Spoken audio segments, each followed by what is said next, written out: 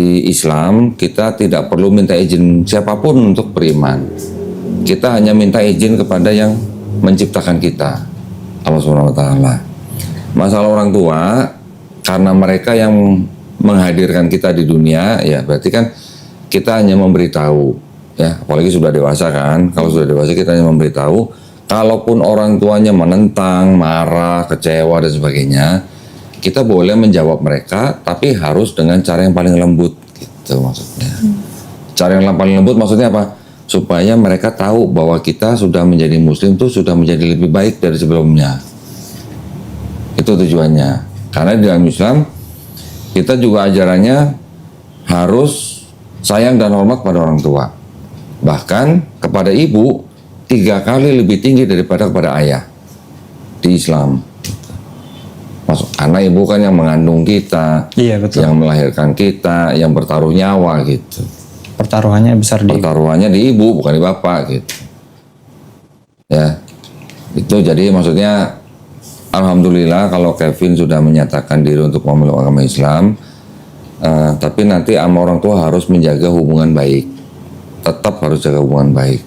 Tunjukin kalau kemarin sudah sayang dan hormat, tunjukin sekarang harus bisa lebih sayang, lebih hormat. Ya, betul. Sudah mempelajari Islamnya?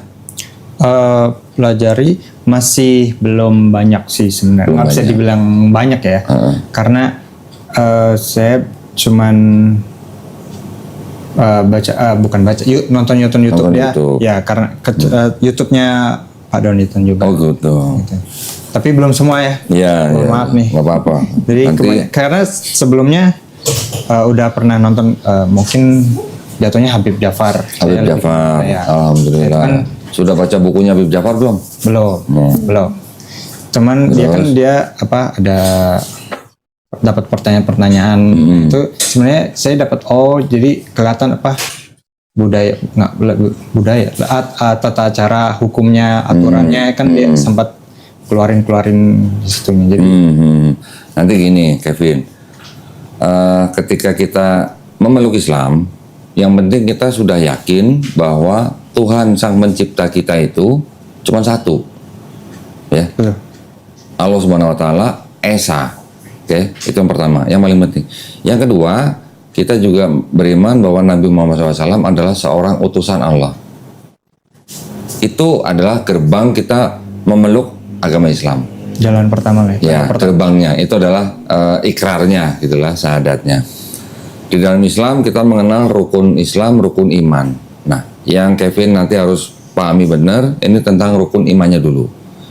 Rukun iman kita pertama kali beriman kepada Allah SWT. Kedua, kita beriman kepada malaikat-malaikatnya. Ketiga, kita beriman kepada kitab-kitabnya. Keempat, kita beriman kepada nabi-nabinya. Ya, kelima, kita beriman kepada hari akhir atau kiamat. Keenam, kita beriman kepada qada dan qadar. Apa itu takdir? Orang tuanya suku apa? Campur. Apa? Bapaknya? Manado, Sunda. Bisa nggak milih lahir jadi orang Sunda atau jadi orang Manado? Ya kita kan tidak bisa. Nggak bisa. Nah, itu yang namanya takdir. Ya, kita sudah ditakdirkan, Reni juga sudah ditakdirkan, orang tua yang suku apa. Saya juga begitu, lahir jadi orang sipit. Tapi di Islam kita tidak mengenal rasis, gitu. Ya, jadi pada intinya kita lahir menjadi manusia sudah ditakdirkan, umur kita sudah ditaker, rezeki kita juga sudah ditaker. Tapi ada takdir yang bisa kita usahakan, gitu. Mau sukses kerja keras, mau pinter belajar, gitu. Ya, tapi menjadi orang suku apa kita nggak bisa milih. Menjadi apa umur kita nanti berapa kita juga nggak bisa nentukan. Ya, itu rukun iman. Rukun Islam pertama kali bersyahadat, yang kedua sholat, yang ketiga zakat, yang keempat puasa, yang kelima naik haji jika mampu. Yang jika mampu cuma naik hajinya aja, bukan sholatnya, gitu ya. Ya, nah ini rukun Islam, ini rukun iman. Ini aja yang nanti sebagai gerbang kita belajar Islam lebih dalam lagi. Nanti belajarnya step by step. Kita nanti ada pembinaan. Tenang aja, setiap yang bersyahadat di sini tidak kita lepas begitu aja. Bahkan kita bina, udah sholat belum? Sunat. Belum. Nah, nanti kita juga sunatin. Nggak perlu ke mana, ke klinik atau ke rumah sakit, tunggu aja di rumah. Kita kirim juru sunat ke rumah. Sunat di rumah. Nggak usah bayar. Gitu. Nanti setelah sembuh, belajar ngaji. Nanti kita kirim guru privat ke rumah. Belajar ngaji. Belajar sholatnya gimana, diajarin. Sampai bisa baca Quran. Gitu. Ya. Kalau ada pertanyaan jangan sungkan-sungkan, tanyain ke kita aja. Yang kita bisa jawab kita jawab, yang kita nggak tahu jawabnya kita cari tahu sama guru kita lagi nanti. Untuk tadi rukun iman berarti ada 6. Itu nanti sebenarnya diajarin juga sama Diajarin. Nanti diajarinnya dari A sampai Z gitu. Ya, supaya Kevin bisa menjalankan Islam dengan kafah. Dengan totalitas maksudnya. Oh. Nah, jadi dari mulai dari akidahnya, nanti fikihnya, semua diajarin. Sholatnya nanti dibimbing sampai bisa. Kalau aku kan sempat ngajarin, tapi ngajarin yang basic-basic doang ya, kayak Ngajarin apa? wudu, Oh, gitu. oke. Terus sama niat-niat sholat atau Al-Fatihah. Yang bagus kalau mualaf laki-laki, gurunya laki-laki. Iya sih benar. Tapi karena kan aku juga nggak tahu ini ya sholat Jumat kayak gimana sebenarnya gitu. Iya betul. Nanti kalau laki-laki kita kirim gurunya laki-laki. Mualaf perempuan kita kirim gurunya perempuan. Nanti kita kan terima fotonya. Setiap ngajarin nanti difoto. Ada progresnya kita tahu gitu. Udah sampai mana. Nanti juga belajar Iqra. Iqra tuh belajar membaca huruf atau bahasa Arab gitu. Dari mulai kayak dulu kita SD lah, ini ABC. Budi gitu. A B C D gitu. Sampai kita bisa baca Quran. Jadi kalau untuk belajar untuk membaca Al-Quran berarti memang harus bisa bahasa Arab. Bukan berarti pakai bisa bahasa Arab yang sehari-hari, bukan. Yang kita perlu pelajari adalah mempelajari bentuk huruf, sifat huruf, cara bacanya, tanda bacanya, panjang pendeknya, tajwidnya gitulah. Ya, untuk membaca Quran, ya. Bukan berarti kalau kita bisa baca Quran terus kita bisa ngomong sama orang Arab, itu belum tentu. Paling hanya beberapa kata kita paham lah. Tapi kan grammarnya nanti beda. Nah, kita untuk membaca Quran kita perlu lewat buku yang namanya buku Iqra itu. Nanti diajarin dari mulai hurufnya, tanda bacanya, cara bacanya, panjang pendeknya, itu semua diajarin. Jadi begitu ke Quran, udah nggak kaget gitu. Kalau langsung ke Quran, bingung dong. Bentuk hurufnya aja kita nggak tahu. Iya, pusing Ya kan? Bacanya gimana? Taruh tanda baca gini gimana bunyinya? Tanda baca itu kan untuk memberikan vokalnya. Gitu. Ada tanda baca untuk yang panjang pendeknya. Gitu. Pokoknya semuanya nanti diajarin, nggak dilepas kok, tenang aja. Makin pintar baca Quran, makin kita nge-push gurunya untuk supaya lebih pintar lagi bacanya. Ya benar. Karena kita punya rumah Quran. Kita ada rumah Quran, kita juga kita ada rumah, kita punya santri-santri, kita di situ kita didik untuk menjadi penghafal Quran. Penghafal Quran. Jadi bacaannya juga dibenerin, hafalannya diperiksa dan sebagainya. Sampai ada yang hafal Quran. Nanti kalau udah hafal, diwisuda. Jadi guru gitu. Nah itu mau nih, santri itu jatuhnya sama kayak kalau di Katolik apa ya? Romo. Ya murid lah, enggak, santri itu murid. Bukan Romo jatuhnya. Romo kan udah, kalau Romo di Islam tuh ustadz Iya gitu. Ustadz. Oh dulunya gerejanya apa? Katolik atau Kristen. Protestan? Cuman yang tadi tuh GKJJ itu ya? Sekolahnya di Katolik. Oh sekolah Katolik. Sekolah Katolik.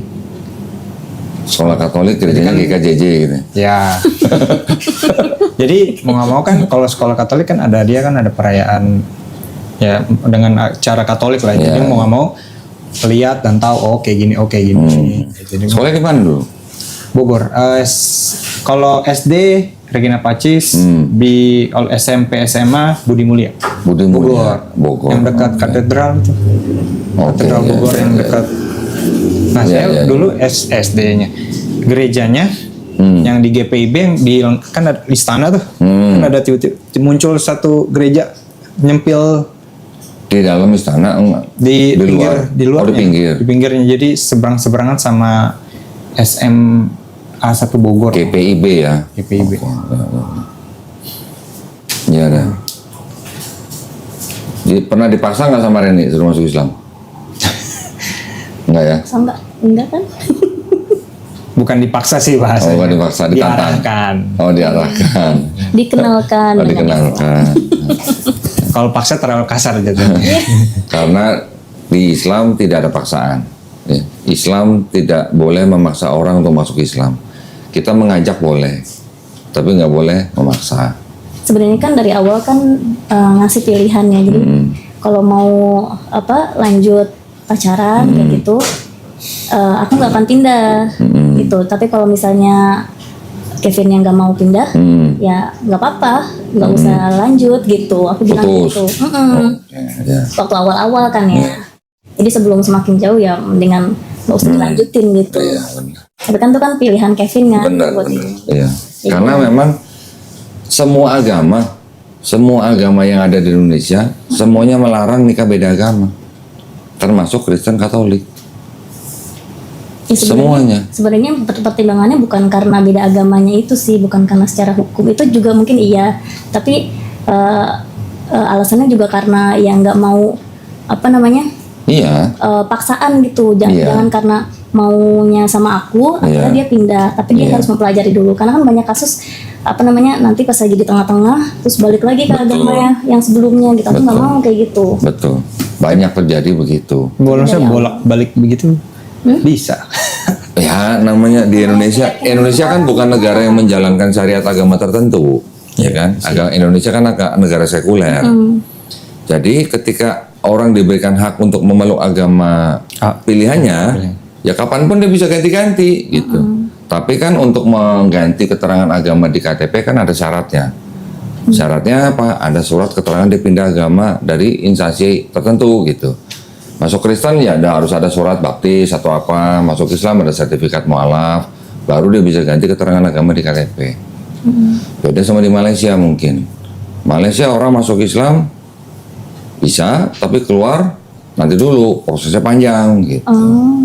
Oh, ada proses. Gak boleh gitu, ada prosesnya panjang. Belum lagi nanti di negara, setiap negara kan beda-beda lah ya.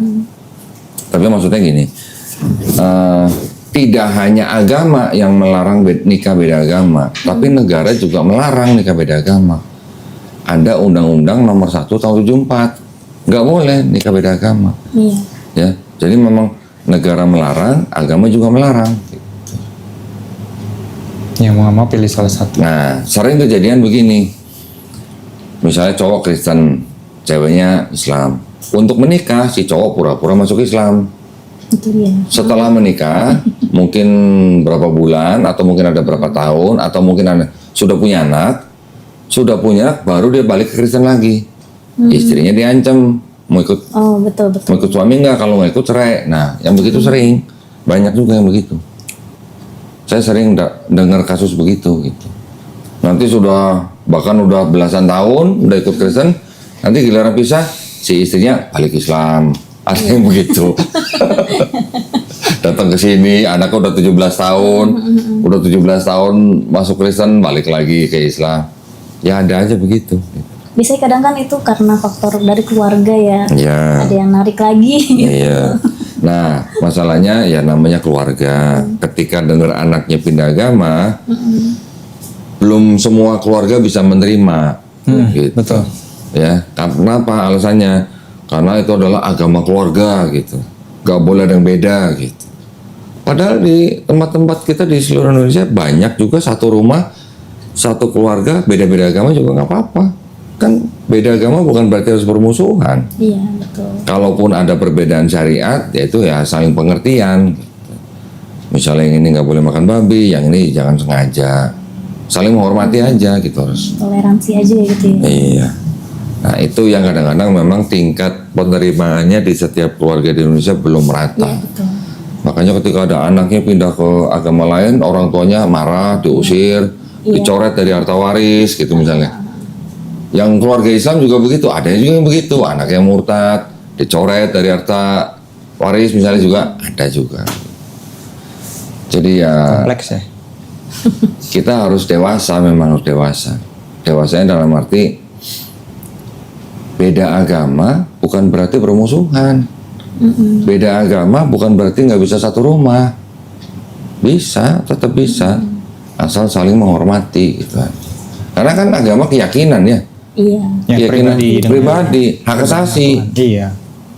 Agama tuh hak asasi gitu masalahnya. Dan haknya warga negara Indonesia dijamin oleh Undang-Undang Dasar 1945 pasal 29 ayat 2. Setiap warga negara. Jadi orang tua juga nggak boleh larang sebenarnya. Nah, cuman kalau orang tua bilang kecewa atau apa ya itu wajar lah orang tua. Tapi kalau misalnya ada effort buat kayak mencegah orang untuk pindah agama atau apa gitu, itu nanti ada hukumnya gitu. Menasehati. Kalau hanya dalam taraf menasehati nggak apa-apa. Menasehati ya. Tapi kalau sampai melarang, apalagi sampai menyekap, Gitu ya. ya ada yang disekap kan, ada yang disekap, bahkan Maksudnya? disekap di rumah nggak boleh keluar. Bolehin keluar. Orang anaknya mau pindah agama ini sama orang tuanya disekap di rumah, di rumahnya sendiri nggak boleh Ini keluar. maksudnya kasus beneran. Beneran ini loh. Niat ya. Beneran ini beneran banyak, masih ada yang begitu. Satu keluarga anaknya masuk Islam, orang tuanya nggak terima, anaknya disekap dalam rumah sendiri. Ini banyak terjadi. Bahkan di daerah timur ada yang sampai anaknya dipasung. Dipasung. Bener dipasung. Karena dia nggak boleh keluar gitu. Nah itu yang bisa dikenain hukum gitu. Iya, itu bisa dikenain hukum karena itu melanggar Undang-Undang Dasar 1945 pasal 29 ayat 2. Gitu. Orang tua sendiri pun nggak bisa melarang anaknya yang sudah cukup umur ya maksudnya ya, yang sudah punya kedudukan di mata hukum untuk memilih dan menjalankan agamanya, orang tua nggak bisa larang. Iya. Bahkan kita sampai menyediakan pengacara kalau sampai ada orang tua yang nuntut anaknya sendiri. Nanti ada lagi misalnya mualaf. Karena misalnya mereka sudah menikah. Salah satu masuk Islam. Kan dalam hukum agama itu udah batal secara agama. Ya kan? Gitu. Cerai maksudnya. Berarti harus cerai kan? Nah, kita pun menyediakan pengacara untuk mualaf kita mengurus perceraian itu. Sampai begitu kita. Jadi kita membantunya baik dari sisi agamanya juga dari sisi hukumnya juga. Juga dalam pembinaannya. Jadi istilahnya kita ngasih paket komplit gitulah. Sampai segitunya di sininya. Sampai begitunya. Karena namanya kita juga pembinaan mualaf. Namanya aja Yayasan Pembina Mualaf. Ya berarti ketika ada orang mualaf ya kita harus bantu sampai All in dia ya? benar-benar 100%. jadi muslim yang all in gitu, yang kafah gitu maksudnya. Yang butuh bantuan pembinaan kita sediain, yang butuh bantuan kesehatan kita sediain atau sunat kita sediain, butuh bantuan hukum kita sediain, butuh bantuan ekonomi ya kita juga sediain tapi sekedarnya. Bukan yang saya perlu rumah di rumah gitu. Butuh Kalau mobil. kalau masih benar saya juga mau. Udah kita duluan kalau Kecilin dikit ya mobilnya motor. mobil udah kita duluan ya. Artinya bantuan ekonomi yang kita kasih itu adalah bantuan yang untuk bertahan hidup, gitulah. Ya untuk makan, untuk tempat tinggal. Tempat tinggal kita bisa sediain kalau sampai si mualaf ini diusir dari rumah. Syria banyak yang kayak gitu. Banyak yang diusir, banyak. Kita sediain tempat untuk mereka tinggal sementara. Ya, saya nggak perlu takut diusir sih. Enggak lah. Udah beda pulau. Kalau sudah di luar pulau, udah gitu udah kerja, sudah mapan, orang tua biasanya udah nggak bisa apa-apa. Tapi ada yang begini, ini cerita aja ya. Anak perempuan seumuran Reni lah, kerja di luar kota. Dia asalnya dari Batam, orang tuanya kerjanya di Pekanbaru. Jauh. Ya lumayan ya. Tapi ketika kerja di Pekanbaru, setelah sekian tahun dia pacaran, begini, akhirnya dia mau masuk Islam, si perempuan ini. Terus akhirnya setelah masuk Islam dia sudah sahadat, dia kasih tahu orang tuanya disuruh pulang ke Batam. Dia pulang sampai di rumah disekap di rumah. Nggak boleh pulang lagi. Nggak boleh balik ke Pekanbaru gitu kan, dia kerjanya di Pekanbaru. Akhirnya dia bisa hubungin cowoknya, dia juga hubungin saya gitu. Akhirnya kita koordinasi, ada teman-teman kita datang ke rumah orang tuanya, mediasi baik-baik, ngomong baik-baik, bukan digerebek, bukan. Maksudnya Akhirnya kesana digerebek. enggak. Dramatis. Yang datang ke situ juga ada orang yang paham hukum dong. Kita juga harus kirim pengacara, ngobrol baik-baik. Ya sudah, orang tua baru sadar nih. Oke, dilepas anaknya kembali ke Pekanbaru. Baru seminggu di Pekanbaru, orang tuanya nyusul. Si anak dibawa ke gereja. Ya, dibawa ke gereja untuk ngobrol sama pendetanya. Maksudnya untuk dinasehatin lah. Itu masih nggak apa-apa, masih nggak melanggar hukum. Tapi ketika dibawa gereja itu, si mualaf itu, dia kan sambil WhatsAppan nama saya ini. Terus akhirnya dia telepon, cuman saya bisa dengerin pendeta itu ngomong. Oh, Iya. Kalau pendeta ngomong apa, saya kasih ayatnya gitu lah. Oh. Lama-lama ketahuan sama pendetanya, kamu lagi ngomong siapa gitu. Matiin, saya gak ada urusan sama dia gitu, matiin. Jam 7 malam, kok ke gereja, jam 11 malam, akhirnya baru saya dapat kabar lagi, kalau malam itu ternyata dia sekap lagi. ya bukan disekap, maksudnya ditahan lah, nggak boleh keluar dari gereja itulah. Saya koordinasi dong sama teman-teman di Riau, ada di Pekanbaru, juga ada teman-teman wartawan. Wartawan di depan gereja udah pegang handphone udah begini. Nah, saya hubungi teman saya, mualaf juga, dulu mantan pendeta, dia hubungin temen yang pendeta yang senior ini hubungin pendeta gereja itu. Itu di depan gereja sudah ada wartawan. Kalau kamu nggak keluarin masuk berita nanti. Akhirnya dilepaskan, tapi masih dipegang sama orang tuanya untuk dibawa pulang ke Batam lagi. Sempat terjadilah tarik-tarikan gitu loh. Nah, sampai akhirnya dimediasi, lepas orang tuanya pulang ke Batam. 2 bulan kemudian saya dikirimin foto sama si mualaf perempuan ini, dikirimin foto. Ternyata perempuan ini sama suaminya, sama ibu perempuannya sudah jalan-jalan di Danau Toba. Sudah akur, gitu iya. maksudnya. Alhamdulillah. itu happy ending. Ya. Tapi juga ada yang nggak happy ending juga ada. Gitu. Nah, ketika ada yang nggak happy ending, nah itulah kita bantu. Ya kita bantu supaya happy ending gitu loh maksudnya. Iya. Jadi ke orang tuanya juga bukan berarti kita terus melakukan hal-hal apa gitu, enggak. Kita justru melakukan pendekatan bahwa memilih agama itu adalah hak asasi setiap warga negara. Jadi orang tua pun nggak bisa melarang gitu. Ya, ini juga masukan buat Kevin. Nanti kalau misalnya ada yang tanya, saudaranya atau siapalah ya, saudara keluarga besar kan belum tentu kan, pasti juga nanti ada yang mempertanyakan gitu pasti. Ini aja yang tahu paling cuman orang tua. Orang tua. Teman-teman nggak ada, paling teman Ican yang itu. Beberapa teman aja sih. Beberapa Nah, teman. kalau misalnya pindah itu apakah memang harus diumumkan atau Iya benar. tidak Gini. harus? Gini ya, kalau tinggal di hutan nggak perlu diumumin. Jadi ya kan, mau ngumumin ke siapa? Masa monyet gitu mau diumumin ke monyet kan enggak. Tapi kalau kita tinggal di sebuah masyarakat yang mana sebelumnya orang-orang ada yang tahu bahwa Kevin sebelumnya Kristen, ketika Kevin menjadi Muslim itu lebih baik diumumkan. Kenapa? Kalau ada apa-apa dengan Kevin sudah menjadi tanggung jawab umat Islam. Ngerti nggak maksudnya? Misalnya terjadi apa-apa, ini kita ngomong, kan kita nggak pernah tahu ya. Ada seorang mualaf udah masuk Islam, tapi nggak ada pengumuman, nggak ada sertifikat, yang tahu cuman orang-orang tertentu aja. Mualaf ini meninggal, nggak punya sertifikat, tapi yang tahu cuman beberapa orang doang. Keluarganya lebih berhak ngurusin jenazah mualaf itu daripada orang Islam. Gitu maksudnya. Dimakaminnya di agama. Dimakamin secara agama Kristen. Kalau begitu gitu. Tapi kalau diumumkan, kita umat Islam sudah tahu, oh Kevin ini Muslim. Kalau ada apa-apa, kita punya kewajiban untuk ngurus Kevin. Gitu. Cuma memang ada ketakutan ini sih, kayak kan teman-temannya banyak yang Kristen juga, takutnya kayak dijauhi atau gimana gitu. Kalau saya menyarankan orang-orang yang baru masuk Islam ganti komunitas, sebisa mungkin ganti komunitas gitu. Ya. Iya. Kalau kita tetap di komunitas lama, ada resikonya. Ya memang bisa bermata dua ya, maksudnya dengan kita masuk Islam kita bisa mengajak mereka, tapi kalau kita nggak ganti komunitas, mereka juga bisa mengajak si mualaf untuk balik ke agama lamanya. Itu juga ada yang terjadi, yang begitu.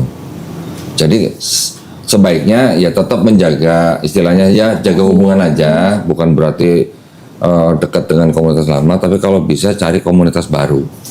Komunitas baru ini begitu gampang kalau di dalam Islam. Tinggal masuk ke dalam sebuah masjid, ikut sholat, ikut pengajian di masjid, udah dapat komunitas baru. Gitu.